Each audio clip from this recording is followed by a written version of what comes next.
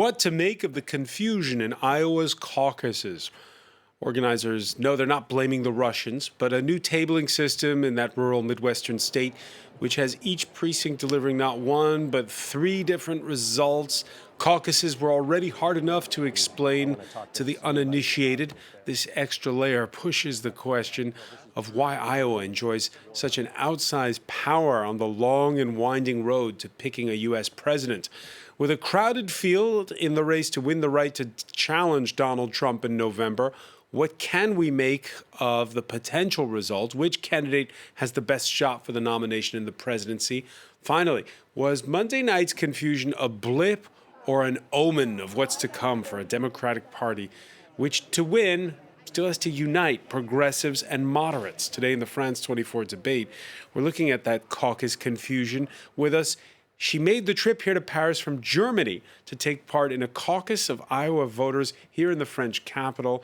Bernie Sanders supporter Hannah Gaukel. Thank you for being with us. Thank you. You came from near Hamburg, you're saying? I did. I'm studying social policy there. All right. Welcome to the show. Thanks for joining us. Sitting next to you, you were also at that caucus last night. Political science and political philosophy professor Lex Paulson, who is coordinator of Americans Abroad for Peter Buttigieg.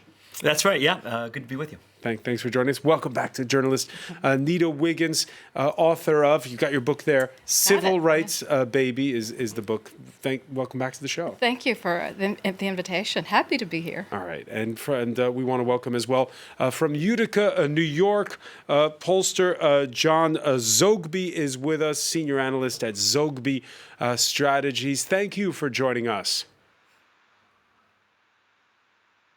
My pleasure, too. The France 24 debate on Facebook and on Twitter. The hashtag is F24debate. Yeah, a short night for electoral officials who, with the whole world watching, had to hold back on results. Peter O'Brien has more. A false start in the race to be the Democrats' presidential candidate. A vote count in Iowa, the first state to have its say in the Democratic primaries, has been held up by quality control and inconsistencies. The Iowa Democratic Party has made late-night phone calls to the presidential campaigns, explaining there'd been redundancies in the results. Despite the delay, some of the candidates went ahead and claimed victory. Iowa, you have shocked the nation. By all indications, we are going on to New Hampshire victorious. And when those results are announced, I have a good feeling we're going to be doing very, very well here in Iowa. Local organisers reported that a new app used to register results wasn't working properly, and the Iowa party headquarters was flooded with calls instead.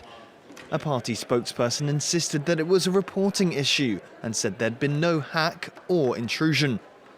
Further complicating matters, the party is meant to be reporting on 3 different results for the first time: an initial count for the share of votes, one taking into account voters' second-choice candidates, and the estimated number of delegates won by each candidate. The caucus system used in Iowa, where voters don't cast ballots but stand in groups to be counted, is already criticized for being chaotic and antiquated. Donald Trump's team quickly seized the opportunity to question the results' validity, with his campaign manager asking on Twitter if the process was rigged. Yeah, and Donald Trump's Twitter timeline all day has been harping on about the point. This is one of his tweets. When will the Democrats start blaming Russia, instead of their own incompetence for the voting disaster that just happened in the great state of Iowa? Of course, he won the Republican caucuses handily. Let me begin with you, Hannah Gaukel. What is an Iowa caucus in Paris like? It's a small room of we had 17 voters, and then I would say that there's a doubled amount of media there trying to record everything that's happening. So it was a small caucus because usually you have at least a few hundred people, and we would all just stand in our sides of where we want to vote, and you try to convince people to come vote with you, and it was an interesting experience. So people, just to explain to viewers who don't know, It's not the same as a primary, just cast a ballot. The process takes several hours. It does. We were there for 2.5 hours maybe. We have you have to be there in person to vote. So you actually have to physically stand where you want to vote, and then you are counted. And then if your candidate is not 15% of the vote, you are not a viable candidate, and you have to realign and go to a different candidate. So it is a different way of counting people. So how did those 17 vote? We had, at the end, after everyone was counted, there were 8 for Elizabeth Warren, 6 for Bernie Sanders, and 3 for Amy Klobuchar. Okay, Yes. the Minnesota senator. Yes. So okay, so that's how you counted it there. Is Donald Trump right that it is too confusing, this system? I think that I agree. I think that the system is confusing and it alienates a lot of Iowan voters because it makes the system much too hard for us to vote. It makes a lot of people not be able to vote, actually. And he defends the caucuses. He says he just doesn't like the business of this like triple tabulation for so each. then that's where I would disagree with the president. It's because I think that the whole system of the caucus could be simplified to make it much more easy to get Iowans to be able to vote in the system. So as I guess what would you call it, an assessor for Pete Buttigieg? Sure, I was observing. Yeah, I was there last night at the mairie. Look, I mean, Was this your first Iowa caucus? My first Iowa caucus. I worked in New Hampshire for Howard Dean, for Barack Obama, John Kerry. My first time going to Iowa, and it happened to be in the middle of Paris. So who would have thought? No, what's really amazing about this experience, Francois, is it's a civic act, collective act.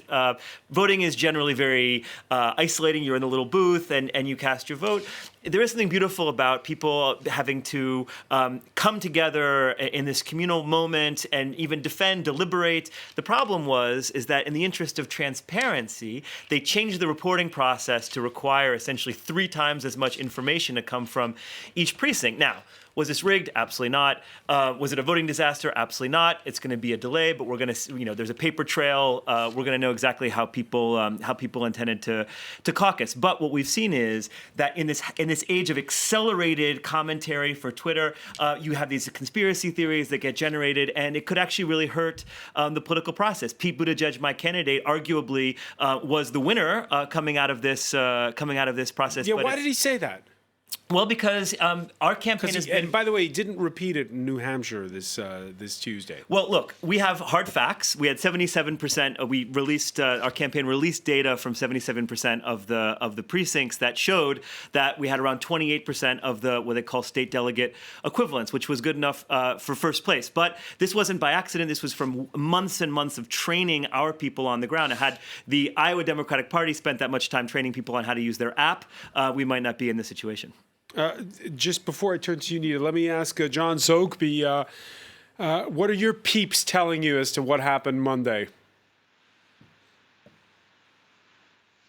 Oh, just simply a breakdown. Poor training, but the fact that they used the new technology when, say, the old original technology really wasn't broken. They just were not prepared. It was confusing, as the other guests have already shown. There's a first round reporting on a second round, and then the allocation of delegates. They just were not prepared for it. No conspiracies, I don't believe, but this is going to have reverberations, I think, right through the nomination process. You had a lot of young people there last night steeped in app technology, and now I'm afraid they're going to question the value of it all, the value of the system. The value of the system or the value of caucuses? Well, our pre-election polling of 18 to 29-year-olds already indicated that 36% really just didn't feel that their vote mattered or was going to be counted accurately anyway. This does not help that feeling, and I wonder in our next round of polling young people if we're going to see a fall off in those who actually believe that this democracy can work, that we're prepared to make the kinds of changes that their idealism requires.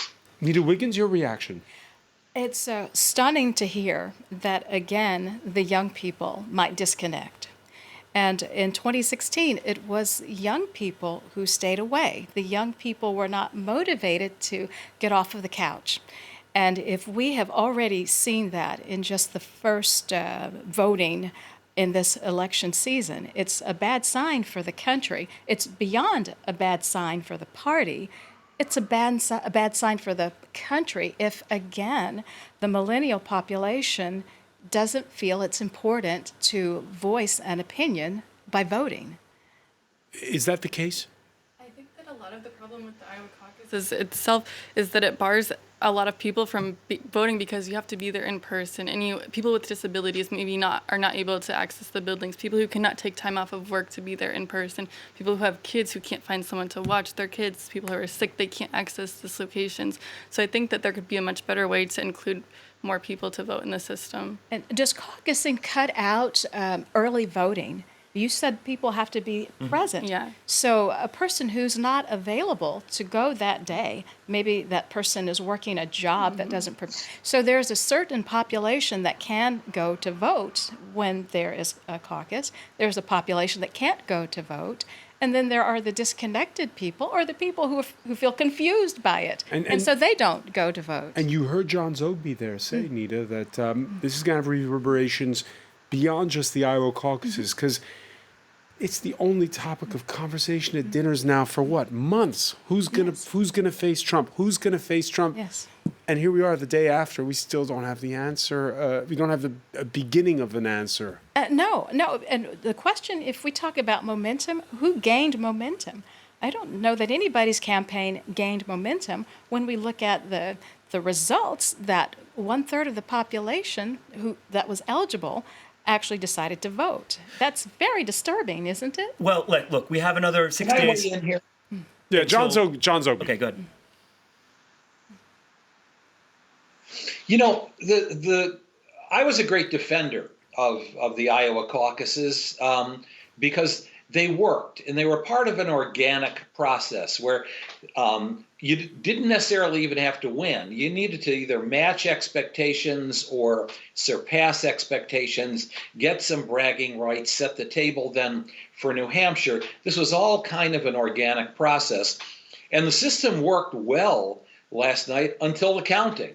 That's when it broke down. And so what happened then is there is no bragging rights. You know, Pete Buttigieg correctly is out there saying, I won, except he doesn't have any actual proof.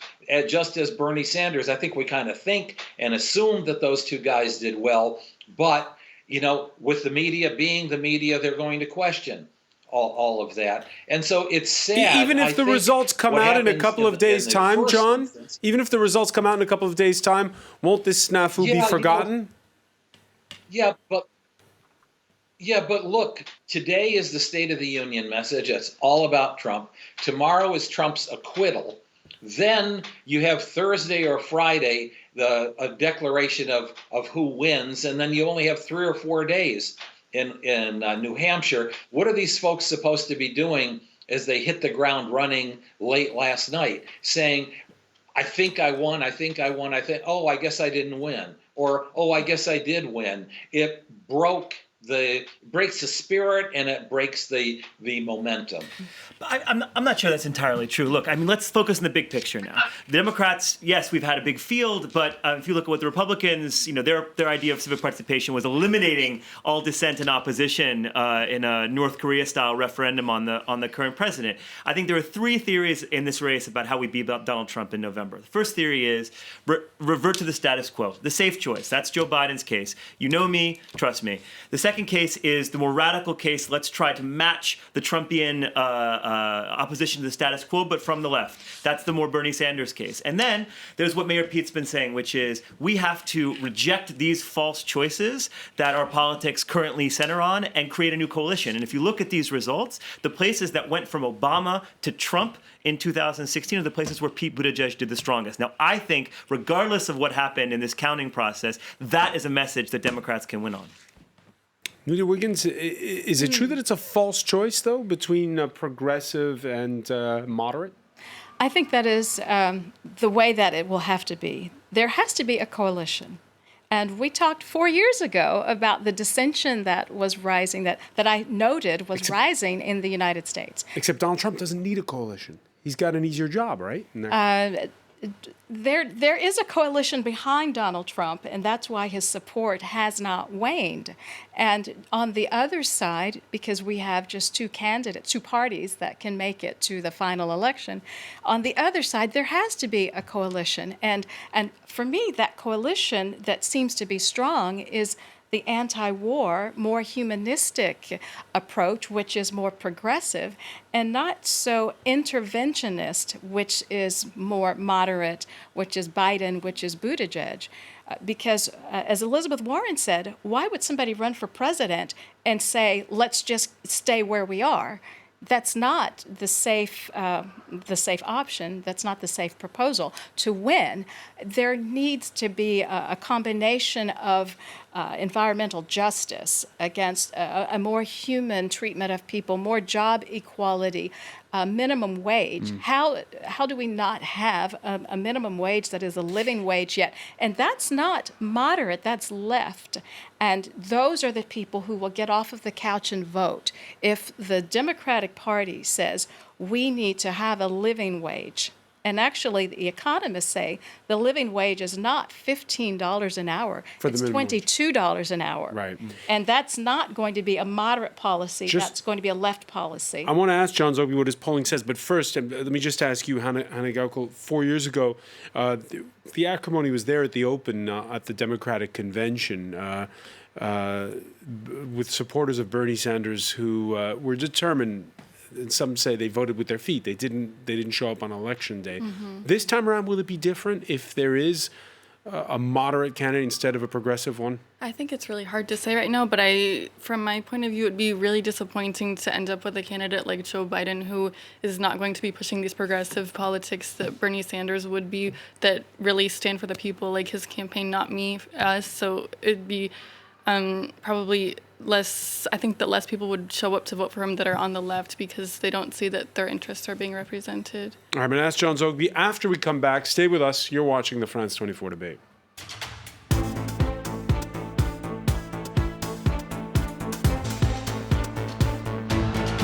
Welcome back, or welcome if you're just joining us. It's the France 24 debate, and we're making sense of, well, the confusion in Monday's Iowa caucuses, a technical bug delaying the announcement of results in what is the starting point of the race to the White House in 2020. We're joined by Hannah Gaukel, a Bernie Sanders supporter based near Hamburg, a student who came here because they staged, I know they did one as well in Glasgow and a few other places around the globe, an Iowa caucus on Monday. You're a supporter of Bernie Sanders. Lex Paulson was there in his capacity as the co-coordinator of Americans Abroad for Pete Buttigieg. You're a lecturer in rhetoric and political theory at the French Political Science Institute, Sciences Po. Nita Wiggins, journalist, the author of Civil Rights Baby, is with us as well. And from Utica, New York, John Zogby, political pollster and senior analyst at Zogby Strategies. We were talking just before the break of what is that winning message that can unite a Democratic Party that remains a big tent. Well, Joe Biden, his message is simple. I'm the candidate who can beat Donald Trump. Everybody knows who Donald Trump is. Well, it's fortunate they do know now. They didn't know last time, I don't think, but they know now. And folks, we got to let them know who we are. We choose hope over fear. We choose science over fiction, unity over division, and compassion over cruelty. And maybe most importantly of all, truth over lies. Folks, we're going to do this, I promise you. John Zogby, is he going to do this? Well, we're going to see if he's going to take the gloves off and start to box.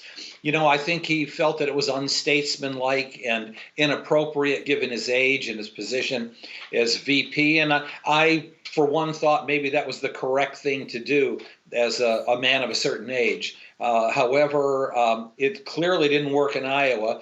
by all signals, he did very poorly yesterday. We don't, again, know exactly how poorly, but if he's got a shot in New Hampshire to keep him alive to the next state where his strength is, South Carolina, he's probably going to have to come out swinging. Just before the break, you heard both Nina Wiggin and Hannah Gaukel say that the candidate that can energize the party is going to have to be more progressive than Biden. Is that what your research shows? Well, it does, and that certainly, according to the book and the polls, is supposed to bring those young people out. If millennials turn out to vote, then a Democrat and a progressive Democrat wins. However, we didn't get that clarity last night, and so here is where we stand right now. We had more moderates, 53%, got votes than the 47% progressives who got votes. That's number one. Number two, there's no clearly defined winner among the progressives. It looks like Elizabeth Warren did almost as well as Bernie Sanders, and that Pete Buttigieg, while he did well among the moderates, the word out on the ground is that the other moderate that we haven't talked about, Mike Bloomberg, has just announced he's going to double his spending in the next couple of weeks. He's already spent well over $200 million, and he's hiring up to 2,000 new volunteers because he thinks that the debacle in Iowa actually helps him. Volunteers. And you know what? He may be right. Yeah, but is he the big winner of all of it? Is he the big winner of all this because Mike Bloomberg, because he sat out Iowa, he's not involved in all the confusion that we're talking about? Is that for me? Yeah. Yes. Okay. Okay, I'm sorry. Yeah, he could be. His strategy was very strange. And if history is relevant, it should make absolutely no sense at all to miss those early states. But as we learned with Donald Trump in 2016, history schmistery. And I'm a historian. I taught history for 24 years, and all the rules are being broken these days, it appears. Nita Wiggins? I agree with what John is saying. History schmistery. We have to really look at what we're doing in this country. For the young people to be energized, the largest voting bloc is the millennial population, the people who will vote for the first time this time around. They want free college. Offer free college, and they will go vote. They want a living wage. They want environmental justice for communities of color and for poorer communities. So maybe Hannah will tell me that, yes, those are the younger people's ideas. Those are not what we're hearing so much of. And if our country decides to keep offering the same two choices, the red choice and the blue choice that we've seen for so long, we're going to have people who just stay home again. They will sit back. It's just my prediction, and it's not even a bold prediction. It's just kind of obvious. I just see this. People will just stay home. That middle group, that undecided group that didn't vote last time, if those people don't vote, we will have the same result. The policies, it has to start with the policies, and even free internet, net neutrality. That's an issue that the moderates or even the Republican Party would change, would charge a fee for the internet. You've got to talk about those younger people's issues in order to get those younger people to go and vote. Moderation is not the way for this party, this Democratic Party, to defeat the Republican Party, whomever that nominee might be. Lex Paulson? So I think we have to admit that we're in uncharted territory, that the rules of politics as they've been played in our lifetimes may not apply in 2020. So what do we do about it?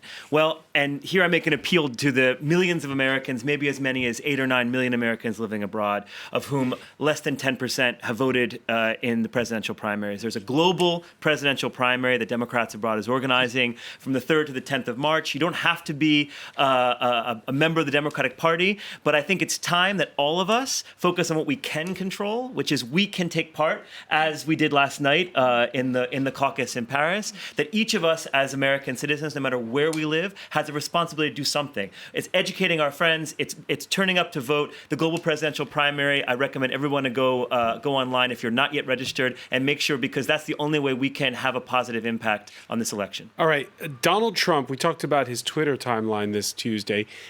Earlier, he retweeted the BBC's correspondent on assignment in Des Moines, Iowa, who filmed on his phone the moment when one caucus precinct found itself with a tie between Pete Buttigieg and Amy Klobuchar. Then flip it over. Flip it over. Heads. Buttigieg. You want to do Buttigieg. All right, so Buttigieg will get 3 delegates. Yes, a coin toss there, determining the winner. It's a little shocking for people who don't know who don't follow the system very well. Your thoughts on that? I think it's quite undemocratic to have a coin toss decide the results of a caucus or a primary. I think that a popular vote would be much more adequate, but instead we have this delegate system where we don't even count individual votes. We group them into delegates based on where the person is voting, and it doesn't even represent the popular vote at the end of the day. Should the primary system be reviewed? Should it be? Yes. And maybe should Iowa have matter a little bit less? Yes, I'm from Iowa, and I would definitely say that Iowa should not be the first in the nation. It is not representative of the United States as a whole, and the caucus system does not give enough Iowans the voice of who they want to be the next president. And what we haven't said is the racial component either of the first two of voting in Iowa and voting in New Hampshire to start, because the population in Iowa is, according to the 2019 census, 90% white. Mm-hmm. And then New Hampshire is, I think it's 85% white. And so what the election specialists say is that it diminishes those candidates of color who, for Cory Booker, who may have been able to find the funding to stay in the race, to at least be present on the ticket in a state that wasn't so heavily white. I'll give you another one. Yes. What do Iowa, New Hampshire, Nevada, and South Carolina have in common? None of them have a major American city. Maybe you could say Las Vegas, but otherwise, these are very rural states as well as very white states. What does that mean? Big issues like Except housing. for South Carolina. South Carolina, I don't know if you would call Charleston or Columbia major American metropolises, but this is showing an anti-urban bias in our presidential primary system. Barack Obama was the first big city candidate in half a century. This is not an accident. This primary system favors rural issues over urban ones, and that means things like public housing don't get talked about, environmental justice, minimum wage. These are the issues that get systematically ignored, and we need to be reforming these primary processes. Of course, let me just throw in that in 1972, Iowa was the first to vote and the first caucus, which started the election season. So in 1965, what did we have in the United States? The Voting Rights Act, which opened up voting to people and communities and ethnicities that had been barred from voting. So after the Voting Rights Act, then we rearranged the voting, where we first have Iowa and then we have New Hampshire. And how does that happen? Yeah. Not by accident. Is there a call, John Zogby? Because just explain it for viewers around the world here. Why aren't all the primaries on the same day?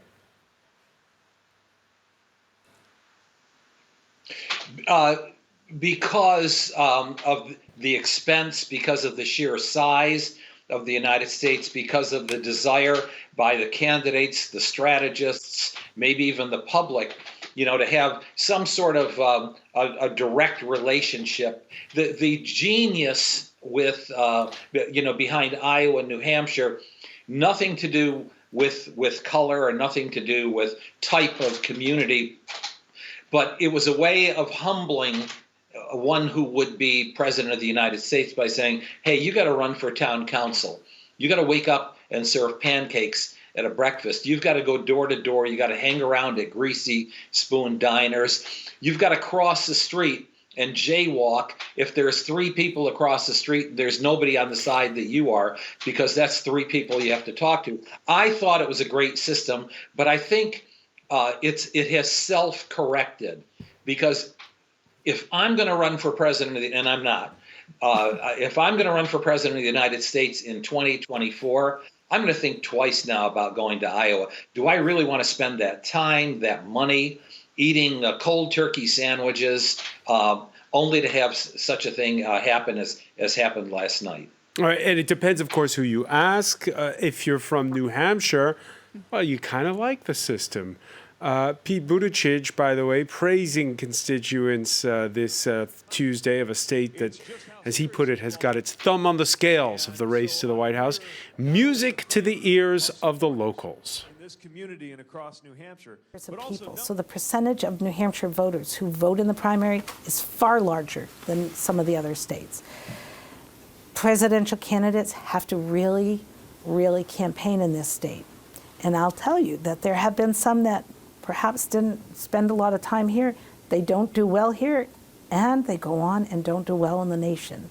So we like to say we're the state that knows how to pick presidents. The state that knows how to pick presidents. Nita Wiggins, are we journalists a little complicit in all this? We are complicit, and I think the major Because it is fun complicity. to cover a primary in New Hampshire and in Iowa, or caucus in Iowa. Sure it is, and Depends on the weather. I have visited over 40 of our 50 U.S. states, and so it is a pleasure to see the different communities and to meet the different people. And I think that journalists do like that part of it. But what does happen with the focus on Iowa and New Hampshire is that the issues that might concern people in South Carolina don't really get addressed because there is a year-long focus. As you guys know, you've been to Iowa in the political season. There's a year-long focus going into Iowa. And so the people in South Carolina, the voters there, they get the crumbs as far as the candidates' appearances. For example, there was a discussion, a debate on environmental justice at one of the HBCUs, historically black universities in South Carolina. And there were just 6 candidates there. And one of them was Marianne Williamson. Elizabeth Warren was there as well. Cory Booker was there. Tom Steyer was there. But the other candidates didn't bother because the issue was environmental justice and communities of color, and those other candidates were focusing on Iowa and New Hampshire. So that erases the issues that some people would raise, and if not in the primary season, when will those issues get addressed by the candidates? All right, they've tried to rectify it over the years in the United States. The race to the White House is now going to pick up steam. After the New Hampshire primary next Tuesday, we're going to have Nevada, South Carolina, and then Super Tuesday, which has grown over the years. 14 states as well as, and you heard the pitch earlier from Lex Paulson, Democrats abroad will be voting on that day, on Super Tuesday. They are trying to change the system. How would you like to see the system? What would you like to see, Hannah Gaukel? I don't have a specific system in mind, but I think that the voters need to come first, because now in Iowa, I think it's a media circus that really caters to the political elite, and I want to see a system where we are trying to get as many people involved as we can in the primaries and really focus on the voters as the main thing rather than the media and these big donors. So do you start with Super Tuesday? What would be the way to go forward? I think that we just need to fundamentally reform, like no more caucuses, and then I'm not claiming to have a perfect solution in mind, but find a way to really include more people in the process. One way, and I think this goes back to what you were saying, what John was saying, the face-to-face part of American politics is very precious and risks being lost in this Twitter and social media age. So I think one way we could reform the system is instead of having the same states go first, have it on a rotating basis so that you could have that same face-to-face contact, but in places like Maryland or places like New Mexico, places that are generally not part of the primary process, so that you could create more fairness, create more of a representative system, system, but not have one big national primary, which would really be handing the election to the person who could pay for the most TV ads. What Pete Buttigieg really has going for him in this election is he's the candidate thinking about structural problems with American democracy, access to the ballot, the Electoral College, making the Supreme Court less partisan, fixing all of the anti-majoritarian parts of our system. If we want American democracy to exist for the next generation, we need to be thinking about how we can make our system better. John Zogby, what are the issues that are energizing people the most at this point? Healthcare is number one. The economy is number two. The environment is a very close third. Among 18 to 29-year-olds, it is healthcare and the environment and then education. Environment, though, for young people, the most intense of all the issues. And are the candidates that are on offer seizing on this? I think they are. I think both the moderates and the progressives are addressing the issues of healthcare in different ways, the issues of the environment in slightly different ways, and that basically progressive agenda of a minimum wage and somewhat free college tuition, those sorts of things. I think that they're all being addressed by all of the Democratic candidates. Seen from here, a lot of French people are under the impression that it's a divided field, the Democrats, and, well, Donald Trump has got a better than even chance of getting reelected.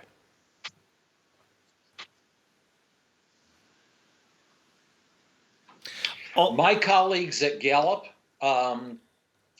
came out with a poll today where Donald Trump's approval rating is 49% for a Gallup poll. We've had him at 50 and 51% at various times, including now. He's got, as of today, a 50-50 chance of being reelected. Your reaction, Hannah Gaukel? I think it really is going to depend on his opponent, because I think if we have a candidate like Bernie Sanders has the potential to kind of draw the working class and like bring them to vote, I think that we have a strong chance. But if we have someone maybe from the establishment, I don't know that we're going to have the same strong will of the people to turn out and vote. I agree. This is no time for a safe choice. Someone from the middle of the country who knows how to speak across divides. In my case, I think it's Mayor Pete, but I will be happy to support whatever Democrat is nominated because we need a big change in our country. Nita Wiggins? Oh, my goodness. I do think that because the moderate candidate doesn't, no matter who might come from the moderate field, the moderate candidate does not energize people to get off of the couch and vote. And I think that people will stay home, ride it out another 4 years of a Republican presidency, whether it's a Trump presidency or Pence presidency, and from there reset the table. And I think the people who stay home will expect a clear choice between right and left, and because the middle is not going to grab the Donald Trump voters. And I know why, and we'll have to do that on another show. Yeah, no, we definitely will. This is not the last one. Many thanks for that, Nita Wiggins. I want to thank Lex Paulson, Hannah Gaukel, John Zogby for joining us from Utica, New York. Stay with us. Media Watch is next.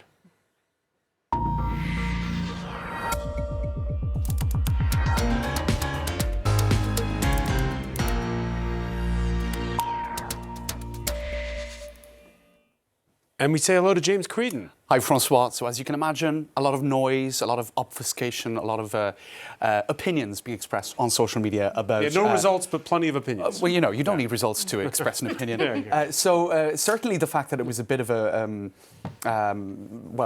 expletives are the first word you would reach to, but there was a lot of... there were kerfuffles and there was confusion. So waking up to check the Iowa caucus results, there were a lot of images. You see, this is the language, I suppose, of people expressing their dismay at the chaos. This was one commentator online who had before things kicked off, said, my Iowa caucus prediction is that someone will win. You would expect that, right? And then she corrected herself by saying, well, oops. So some saying that this was actually the hands down, the I suppose, the most relevant comment of the evening. Again, lots of images like that going up online. So really it was seen as, to sort of break it down, here's a tweet being used to succinctly kind of sum up the evening. Biden apparently underperformed and questioned the final result. I can never pronounce it. Help. Buttigieg. Thank you. Buttigieg arrogantly claimed victory with no proof, and Bernie was transparent with data and was gracious despite. So that seemed to sum it up for a lot of people, and to kind of zero in on that particular detail. Buttigieg? Indeed. Thank you. So this was his claim of victory on Twitter, and really there was an absolute avalanche of criticism as a result of that. The only thing that shocked the nation in Iowa is how disorganised the caucuses were, and the fact that there was still no results. So people felt, was he lying? What was going on here? Did he have an inside track? Was there lots of conspiracy theories online? Probably it's just... there's this hashtag well, there was going around. internal data. There was internal data. This hashtag... Mayor cheat. Right. Which is a play on Mayor Pete, which is how he's known. So people were really jumping to all sorts of conclusions. 0% reporting in Iowa, yet, images being used there to sum up the declaration of victory. So a lot of people felt he got ahead of himself, and there were lots of reality can be whatever you want, images like that going up to sum up all of that. But then I think it was across the board, people felt that there was a quality control issue, that perhaps count von count could be brought in to help out with what was clearly a debacle, and others feeling that there was some sort of conspiracy against Bernie Sanders. Now, obviously, there's zero kind of solid proof about any of that, but there was a lot of concern about an app, a voting app, set up by a company called Shadow Inc., which obviously doesn't reassure anybody. And this company, you can see here tweets talking about the details of it, and the fact that that there was some connection with Mayor Pete's campaign, but you had people from Hillary Clinton's campaign as well dissociating themselves from this. This was Robbie Mook, who was the campaign manager for Hillary Clinton's 2016 team, and he denied any involvement in the voting app. So people were sort of, the voting app became toxic online, regardless of what the facts were, and many people saying, look, these conspiracy theories really are totally over the top. The Iowa caucus is run by white old men volunteers. What's more likely, that they rigged the entire primary or that they had trouble with an app? So the app helping to count, it seems to have had quite a few tech hiccups. Anyway, people just felt that it was another example of how the DNC is a joke run by, as this tweet says, diplomatically corporate idiots. Others kind of using satire. When asked whether the Iowa caucus result would harm the credibility of the party, a DNC official replied, what credibility? Of course, that harping back to confusion. Well, a lot of suspicion that Bernie Sanders was kept back in 2016.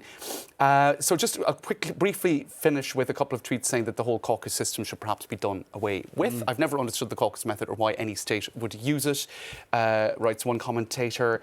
Matthew Chapman here saying both of the following are true. The Iowa caucus was not rigged. There is a paper trail. We will know who really won. But also, it's an undemocratic Foster clock that disenfranchises thousands, intimidates thousands more into silence, and should be abolished. So the word abolished coming back quite a few times. The only thing you get with a caucus that you don't get with ranked choice voting is the opportunity to intimidate your neighbours. So there you go. Some even saying that this Simpsons moment where Mo picked an egg out, I think, is about as effective as a caucus. Or you can have a coin toss. Many thanks, James Creedon. I want to thank our panel once again. Thank you for joining us here in the France 24 debate.